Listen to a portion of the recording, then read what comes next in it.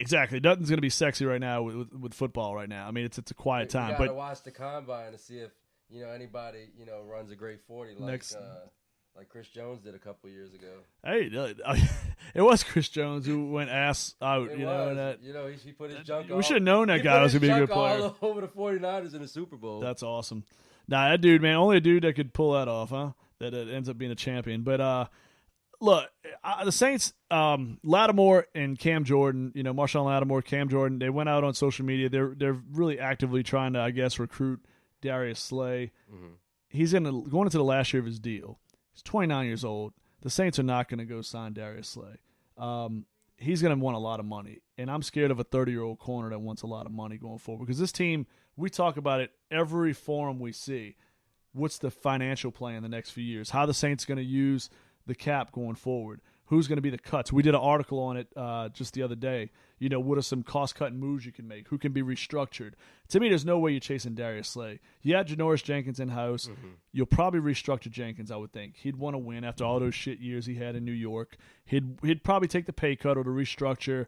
Apple's gone. Apple's probably gone because he's going to get overpaid. Somebody's going to, and I know some fans don't like Apple. I like Apple. I always did. He's inconsistent at times, but he was a much better option than what we had prior to his arrival in Ken Crawley and those other guys like PJ. If you're a corner that has some game and you compete, then you're going to get paid. You get paid, and I mean don't get it twisted, y'all. Eli Apple's going to get some serious skrilla from Philadelphia or Houston or Tampa. There will be a team knocking on his door paying him some money this year. Philadelphia, they just need to spend all the money on all. And he's a Philadelphia guy too. He's a native, so look for that deal to possibly happen, man.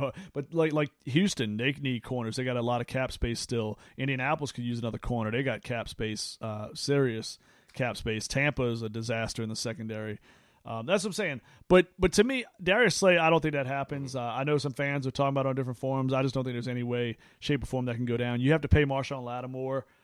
He's the first extension that's going to come up. Ramczyk has a 5-year option, so you don't have to worry about that right away. And I still say let Alvin Kamara prove it. I'm a big Kamara fan, not like the Dancing Bear. You got to let him prove it. I did see some stuff coming across my timeline about some extensions. Kamara might hold out. I hope he doesn't, man. I think that's a bad move on him. I think he's got to realize he came off his worst out of his first 3 seasons was this year. And I think he's got to earn, the trust back of the organization as far as being the guy that can shred tackles. To me, I just think he, I'm not saying he didn't put the effort in. I think he was banged up. I think that was part of it with the high ankle sprain. But he didn't shred the tackles. He didn't have those epic runs like he had his first 2 years. I know people want to look for all the outside factors that make no sense because Mark Ingram's not here because he didn't go hang out in the streets enough in New Orleans. But what if the Saints could leverage that into a team-friendly deal?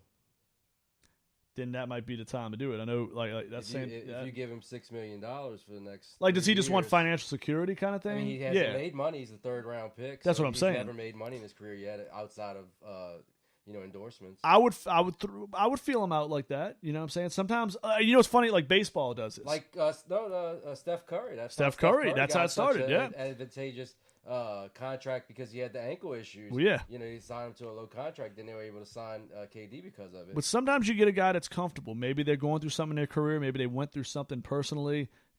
Sometimes you have that little situation where you can do that. I would definitely throw that out there. I would put it out there, offer him something right away. If he turns it down, then you cross that bridge honestly, when you come to it. I'm opposed to signing any running back for longer than 2 to 3 years. Yeah, because the shelf life. The shelf life, they fall off a cliff as soon as you give them money. I mean, it's funny. We talk about it's the most beat up position, so they are warriors. I give them that, but as a business person, you just can't give them more than a 2 to 3 year deal. No, you can't. I mean, you definitely can't. I mean, I think maybe running backs with a 3rd-year team option. Yeah, running backs have to be handled in the short term with short term thinking. You know what I mean? It definitely has to be a much shorter forecast. But there's going to be a lot of stuff, like you said, free agency is going to happen. You're going to see teams, there's going to be some surprise cuts always that happen. People always say, damn, I can't believe that dude got cut. There'll be a handful of those guys happening. Saints have some options with some backups. We talked about a few of them. Obviously, like Kiko Alonso coming off the ACL. He's a big cap number this year. Josh Hill, is it time just to kind of bring another young tight end and make sure you got Jared Cook already there? Is it worth paying Josh Hill $2 million or whatever he makes? Mario Edwards, do you pay him almost $2 million when you got a plethora of defensive linemen? I think you can make little cost-cutting moves. Let's put it that way. And it might be time to restructure Teron Armstead, who's missed 22 games over the past 4 years. due to injury. Well, I think he could maybe play some ball with that. If anybody could, play some cat ball, it's Mickey Loomis. He's a magician out there. He can't tell you a sweep from a Hail Mary, but the son bitch could crunch numbers, man. That's why he's got Jeff Ireland and Sean Payton next to him. Hey, if you ever needed help with a math quiz, that's the guy to call. Fucking fractions, man. They used to fuck me up. All right, people. Saints and Sinners podcast. Right, man. Yeah, y'all have Tailgate 504.com. Check out some of our sponsors. Go get it. Yeah, Nola Express, Courier, man. Savoy Sausage. Go check them out. Even our old friends at the Loyalty Club, man. We got a lot of people out there, man. We're going to have a big show on the 6th of March. We're going to have more details on that soon out at the Battlefield Bar. Check out boy Matt and the guys out over there. It's always a good time. We're going to have a big concert out there. Big-ass concert. And I'll tell you, man, it's a nice bar, man. It's a well-put-together bar. We heard, on the intro. Absolutely. Some more names to be added as well. A very promising guy, No Way. Check him out. Absolutely, man. It's going to be a nice concert, man. Our guys, from Chalmette's own, there's going to be some other Chalmette guys in the house as well. Oscar Higgins, all those guys in the house, man, they're going to be there as well. It's going to be a great show, man. I'm sure the super fans are going to be there. Soul and Company will be there making an appearance. DJ Richie Rich is always going to be getting down. You know that. Yeah, he's going to be getting down. Just don't try to take over. He's just got to survive Mardi Gras first. Just don't try to take over his turntable. Don't do it, y'all. Don't do it. Fucking punch you in the face. Don't take over that. Peace out, y'all. Saints and Sinners. Tailgate504.com.